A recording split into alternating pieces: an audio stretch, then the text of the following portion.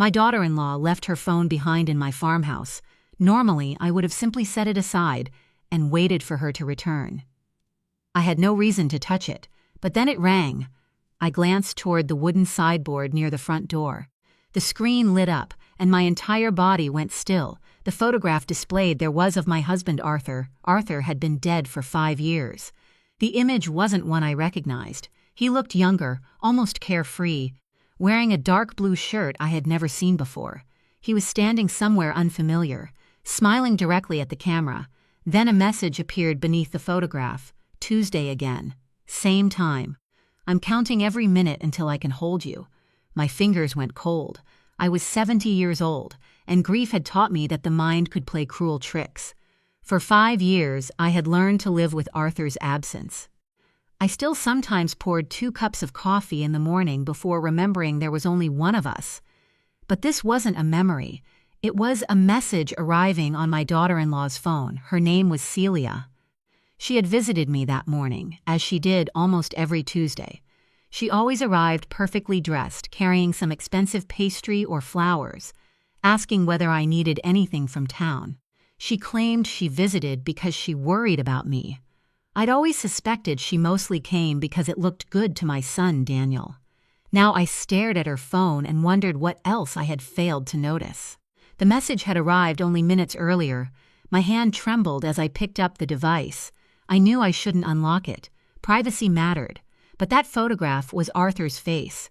I entered the passcode I had seen Celia use many times. The screen opened immediately. The mysterious contact was saved as T.I. opened the conversation. The messages stretched back years. At first they were ordinary. Can't wait for tomorrow. Then, wear the blue dress. I love seeing you in it. Then, your husband suspects nothing. We're safe. My stomach tightened. Your husband, Daniel. I kept scrolling. The messages became increasingly intimate. Thank you for last night. You make me feel alive again. The farmhouse is perfect. She never suspects us. Then I saw a message dated only a few months after Arthur's funeral. I still have some of his clothes at the cabin. Should I get rid of them? Celia had replied, keep them. I like sleeping in his shirts. They still smell like him. I nearly dropped the phone. Arthur and Celia? My husband had been having an affair with my daughter-in-law. I sat heavily in Arthur's old chair. My hands shook as I continued reading. There were photographs. Arthur and Celia together, Arthur's arm around her, Celia kissing his cheek. The farmhouse appeared in the background of several pictures. My porch, my barn, even the bedroom window. One photograph showed Celia wearing one of Arthur's flannel shirts inside our barn. The date was 5 months before Arthur's death. 5 months before his heart attack. 5 months before I had sat beside his hospital bed, holding his hand and promising him everything would be all right. Then another message appeared. Did you forget your phone? Daniel called. I told him you were probably shopping. Get back to him before he gets suspicious. My heart pounded. Someone was still meeting Celia, but Arthur was dead. So who was T? Before I could investigate further, I heard tires crunching over the gravel driveway. Celia was coming back. I quickly slipped the phone into my apron pocket. The front doorbell rang. Did I leave my phone here? Celia called. I opened the door with a smile. I haven't seen it, I lied. Her eyes searched my face. For one brief second, I saw something beneath her polished expression, fear, then she smiled. Are you sure? Of course. Come inside. We'll look together. Celia stepped through the doorway. I closed the door behind her. The phone remained warm against my hip. And for the first time since Arthur died, I realized something terrifying. My grief had made me passive. But whatever was happening inside my family had just awakened something else. I wasn't simply a grieving widow anymore. I was a woman who had discovered a secret, and I intended to uncover every piece of it. Celia searched the kitchen with exaggerated patience. She opened the drawers, looked beneath the table, checked beside the toaster, and even lifted the bread box. I stood nearby, pretending to help while keeping one hand inside my apron pocket. The phone was still there. I could have sworn I left it on the sideboard, she said. Perhaps you carried it to your car. Maybe. Her eyes moved toward my apron. Only for a moment, but I noticed Celia had always been careful. She was the sort of woman who remembered every appointment, every password, every detail of everyone else's business. Now she looked nervous. "I'll call you if I find it," I said. She gave me a tight smile and left. I waited until her SUV disappeared down the driveway before locking the door. Then I sat in Arthur's chair and opened the phone again. The messages went back nearly 4 years, 4 years of secret meetings, 4 years of lies. And then I found the name that changed everything. Tom. Tom was Arthur's nephew. He lived in Burlington and had handled much of his father's estate after Arthur's brother died. I remembered him as a pleasant man who occasionally visited the farm with a bottle of wine or helped repair something around the property. Now I wondered whether that friendliness had always been an act. A message from Arthur to Celia appeared on the screen. "Tom keeps asking where I go on Tuesdays. I think he's watching me. We need to be careful." Another message followed. "He knows more than he should." My heart began pounding. Then my own phone rang. Daniel. "Mom," his voice sounded exhausted. "Have you seen Celia? She was here this morning. She isn't answering me." I stared at the phone in my hand. I couldn't tell him yet, not until I understood what I had found. "Maybe her battery died," I said. There was silence. "Mom, I need to talk to you tonight." "About what?" "I'll explain when I get there." He hung up. That afternoon, I made copies of everything on Celia's phone. Photos, messages, dates, locations. I saved them onto a small flash drive and hid it inside an old book in Arthur's study. Then I searched for the cabin mentioned in the messages. A photograph contained location information. The cabin was near Lake Champlain, about 40 minutes away. My hands went cold. Someone had been meeting there, and the messages suggested that person wasn't Arthur. That evening, Daniel arrived. He looked terrible. His shirt was wrinkled, his eyes were red, and he seemed like a man who hadn't slept in days. "Mom," he said quietly, "I think Celia is having an affair." I stared at him. "What makes you think that?" "She disappears every Tuesday. She's been distant for months, maybe years." He rubbed his face. "I checked our accounts. There are expenses that don't make sense." I wanted to tell him everything immediately. Instead, I asked, "Do you have proof?" "No." I reached beneath the sofa cushion and pulled out Celia's phone. "She left this here." Daniel stared at it, then he looked at me. "You went through it?" "Yes." His face changed. "What did you find?" I handed him the phone. He read silently. His expression went from confusion to disbelief, then horror. "Dad?" I nodded. She was sleeping with Dad, according to these messages. Daniel sat down. "How long?" "Years." He covered his mouth, then he whispered, "Who's T?" "I think it may be Tom." Daniel's eyes hardened. "Tom." Before we could say anything else, someone knocked on the front door. A woman's voice came from outside. "Mrs. Harper?" "I'm Detective Morrison with the Vermont State Police." Daniel and I froze. The detective continued. "I need to speak with you about Arthur Harper's death." My heart seemed to stop. Arthur had died 5 years earlier. Everyone had believed it was a heart attack. Why would the police suddenly return? I quickly hid Celia's phone. Then I opened the door. Detective Morrison stood on the porch, her expression serious. "I'm reopening the investigation into your husband's death," she said. I swallowed. "Why?" "There have been allegations that his death may not have been entirely natural." Daniel stepped closer. "What kind of allegations?"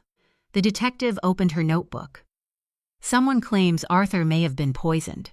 My knees weakened. Poisoned. The word echoed inside my mind. Then Morrison asked the question that made everything even darker. Who had access to his medication during the final months of his life?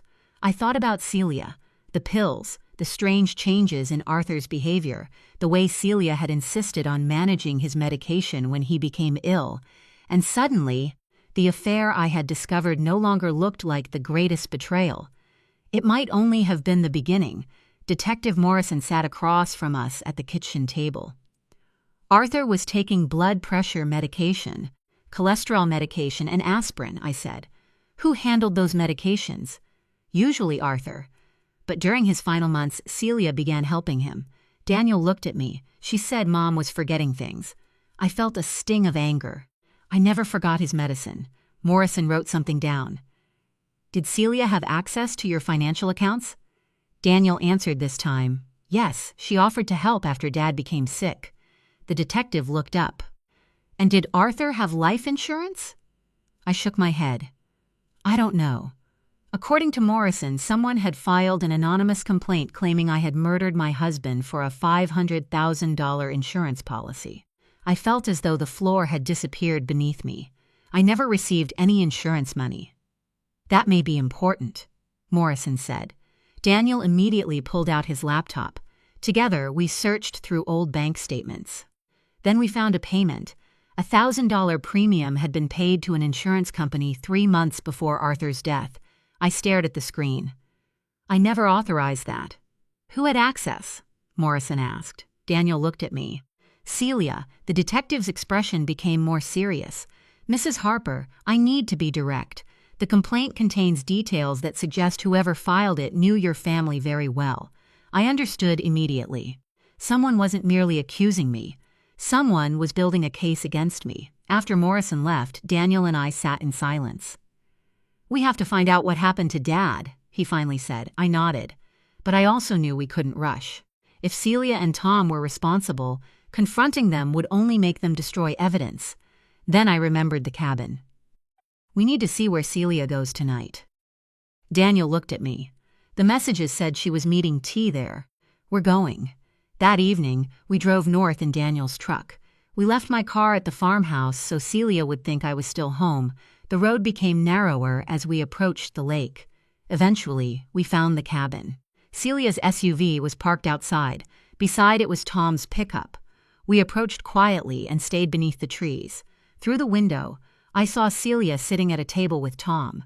They were drinking wine. Daniel began recording with his phone. Then we heard Tom laugh. Can you believe she believed the whole thing? My stomach tightened. Celia smiled. She always trusted people too easily. Once the detective arrests her, the insurance company will have to pay. I looked at Daniel. His face had gone pale. Tom continued. The policy is safe now. The contestability period ended years ago. And the trust, Celia asked, already established. My heart hammered. They had planned everything. Then Tom said something that nearly made me collapse. Once they arrest her for Arthur's murder, you inherit the estate. We split the insurance money. Daniel clenched his fists. But we stayed silent. Then came the truth, the poison. Tom explained that Arthur had been given small doses over time, followed by a larger dose on the night he died. Celia had controlled his medication. She had convinced Arthur that I was neglecting him. She had made him believe I wanted him gone. Then they had arranged the insurance policy and created the false complaint against me. Everything suddenly made sense. Arthur's distance, his anger, the strange pills. The anonymous accusation, my daughter-in-law had not simply betrayed my family. She had helped murder my husband. And now she wanted me imprisoned for it. We returned to Daniel's truck without speaking. Once we were safely away from the cabin, he finally broke down. They killed Dad. Yes, and they're going to frame you. Yes, we need to call the police. We will, I said. But not yet. Daniel stared at me. Why? Because we need evidence they cannot explain away. I thought about the recording, the phone, the insurance policy, the trust. We had pieces of the truth, but I wanted everything. The next morning, another message arrived. Stop investigating, or your grandson will have an accident. My blood turned cold. They were threatening Lucas, my grandson. Daniel read the message and immediately reached for his phone. I'm calling the police. I stopped him. They know we're close. What are you suggesting? I looked at the message again. They've made one mistake. What? They think we're afraid. I slowly folded the phone into my hand. If they believe we're frightened enough to stop, they'll become careless. Daniel stared at me. What are you planning, Mom? I looked toward the window. For the first time, I wasn't thinking like a grieving widow. I was thinking like someone preparing a trap. We're going to make them believe they've won. We spent the night examining every document Arthur had left behind. At 3 a.m, Daniel found the insurance application. Mom, look. I leaned over his shoulder. There was Arthur's signature at the bottom. Except it wasn't his. Arthur's real handwriting had always been uneven. This signature was too careful, too perfect. It's forged, I whispered. Daniel searched the county records and discovered something worse. After Arthur's death, the insurance beneficiary had been changed. The money had been transferred into a trust controlled by Tom. Rachel was listed as a consultant entitled to a large portion of the trust. They had stolen from Arthur's estate before he was even buried. Then another message arrived. "We know you were at the cabin. Destroy what you found." Daniel looked at me. "They know. I know. They're dangerous. So are desperate people." I contacted Detective Morrison and told her about the threats. She wanted to protect me immediately. I'll meet whoever is behind this." I told her. "Mrs. Harper, I strongly advise against that. I need them to talk." Eventually, Morrison agreed to monitor the situation. I arranged to meet Tom at the cabin the following afternoon. Before leaving, I gave Daniel the flash drive containing everything I had collected. "If something happens to me, take this directly to Morrison." He looked terrified. "Mom, don't go alone." "I won't be alone." I showed him the recording device hidden beneath my jacket. "I'll tell Tom I'm recording. That makes it legal." Daniel wasn't convinced, neither was I, but we had no better option. The following day, I walked through the woods toward the cabin. Tom opened the door with a smile. "Mara," he said pleasantly, "come in." Rachel was sitting at the table. A gun rested beside her. I stopped. Something was wrong. Before entering, I said clearly, "I'm recording this conversation." Tom laughed. "Of course you are." Rachel smiled. "You really think we've been sitting around waiting for you to catch us?" The door closed behind me. The lock clicked. Rachel pointed toward a chair. "Sit." I obeyed. She explained that they had been monitoring Daniel's movements. They knew about the recording. They knew I had spoken to Morrison. They even knew where I had hidden the flash drive. Then Rachel placed a sheet of paper in front of me. "You're going to confess." "To what?" "Arthur's murder." I stared at her. "You want me to say I killed my own husband?" "Exactly." Tom placed a bottle of sleeping pills on the table. "Then you'll write a suicide note." My stomach tightened. Rachel continued speaking as calmly as though she were explaining a household chore. "The police will believe you discovered Arthur's affair, became unstable, murdered him, and eventually couldn't live with the guilt." "And if I refuse?" Tom looked toward the gun. "Then we make the story slightly less convenient." For the first time, I understood how close I was to dying. But I also understood something they didn't. They were talking. Confident people talk too much. I picked up the pen. "All right." Rachel smiled. "Good choice." I began writing, but I wasn't writing the confession they wanted. I wrote everything: the date, the location, their names, their threats, their demand that I confess. I kept my handwriting small and steady. Then I started asking questions. "How did you poison Arthur?" Rachel answered without hesitation. She described how they had obtained the drug and gradually introduced it into Arthur's medication. Tom explained how they had arranged the insurance policy. He bragged about the trust. He even described the false complaint against me. I continued writing. They were so convinced they had control that they never noticed what I was doing. Then I looked up. "There is one thing you forgot." Rachel frowned. "What?" "I sent copies of everything to Arthur's attorney." Tom's expression changed. "That isn't possible." "Isn't it?" I smiled. "You monitored my phone, you watched my emails. But you can't monitor every conversation I have in person." Rachel stood abruptly. "You're lying." "Perhaps." She reached toward the gun. I moved first. I slammed my hands against the table. The weapon fell to the floor. Tom lunged for me. I twisted away, striking him hard enough to make him stagger. Rachel grabbed the gun. "Don't move." Her hands were shaking. Then the cabin window exploded. Daniel crashed through it. The gun fired. The bullet struck the ceiling. Within seconds, Detective Morrison and 2 officers stormed through the doorway. "Drop the weapon." Rachel froze. Tom tried to run. An officer tackled him before he reached the door. I stood against the wall, shaking violently now that the danger had passed.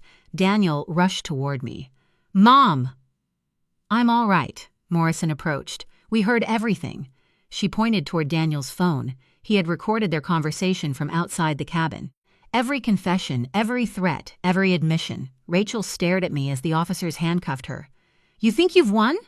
I looked directly into her eyes. "No." I glanced at Daniel. "We survived." Rachel's face hardened. and for the first time, she seemed to understand that her carefully constructed world had finally collapsed. The police took Rachel and Tom away separately. I watched them disappear into 2 different vehicles, but I felt no satisfaction. Only exhaustion. For 5 years I had mourned Arthur. Now I had to accept that the man I loved had been betrayed by people he trusted, and that his death had been deliberately arranged. Detective Morrison drove Daniel and me to the station. "You were extremely fortunate," she said. "I don't feel fortunate." "I understand." She placed the recorded evidence on the table. "Daniel's recording is important. Your written statement is important too. The financial records may be even more important." Daniel leaned forward. "What happens now?" "Search warrants will be issued. We'll examine the insurance policy, the trust, Arthur's medical records, and every financial transfer." She paused. "And we're going to exhume your father's remains." Daniel looked stunned. "After 5 years, if the original diagnosis was wrong, we need to know." The thought of Arthur's grave being disturbed hurt more than I expected, but if there was even a chance of proving how he died, I agreed. Over the following weeks, the investigation uncovered more than we had imagined. The insurance application had been forged. The trust had been deliberately structured to give Tom control over the money. Several payments had been transferred into accounts connected to him and Rachel. The drug used to poison Arthur was eventually identified through the medical evidence. The detectives also discovered that Rachel had obtained access to medications through former professional contacts. Everything fit. The anonymous complaint accusing me had been written by Tom. The details about Arthur's medication had come from Rachel. They had intended to make me look like a jealous wife who killed her husband after discovering his affair. It was almost perfect. Almost their biggest mistake had been believing I would remain the same woman I had been before Arthur's death. Rachel had underestimated my patience. Tom had underestimated my determination. And both had underestimated Daniel. 3 months later, the court proceedings began. Rachel's lawyers initially claimed she had been manipulated by Tom. Tom's lawyers blamed Rachel. Neither explanation lasted long. The evidence was overwhelming. Rachel eventually accepted a plea agreement that included a lengthy prison sentence. Tom received a separate sentence for conspiracy, fraud, and his role in Arthur's death. The insurance money was recovered. $500,000. I stared at the figure on the settlement papers. For years, I had imagined that having that much money would solve every problem. Now I understood something. Money could replace a roof. It could pay bills. It could secure a child's education. But it couldn't buy back a husband. It couldn't erase betrayal.